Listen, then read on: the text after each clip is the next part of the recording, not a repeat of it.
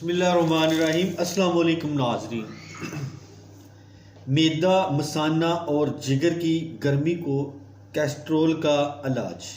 नौजवानों का सबसे बड़ा मसला मैदा, मसाना, जिगर की गर्मी का है। इसके लिए बहुत ही मुफीद नुस्खा, मगर उनका रिज़ल्ट 100% नहीं है। मगर मैदा, मसाना, जिगर की गर्मी, ये जो सादा सा नुस्खा है, इसका रिज़ल्ट अल्हम्दुलिल्लाह 100% है।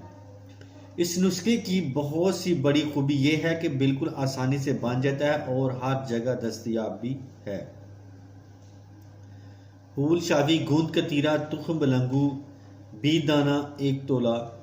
तरकीब तैयारी: तीनों अशिया को सादा पानी में रात को भिगो दें। तरीका इस्तेमाल: सुबह अच्छी तरह मिलकर छान लें, फजले को निकाल कर फेंक दें और पानी को पी लें। फ़वाइद: मैदा, मसाना, जिगर की गर्मी के लिए ये बहुत शानदार नुस्खा है जो कि ब्लड प्रेशर और कोलेस्ट्रॉल को भी बहुत ठीक करने में मदद देता है। तो इसके साथ ही मैं अब इजाज़त चाहता हूँ। दुआ में याद रखना और अपना ख़ास ख्याल रखना। अस्सलाम वालेकुम।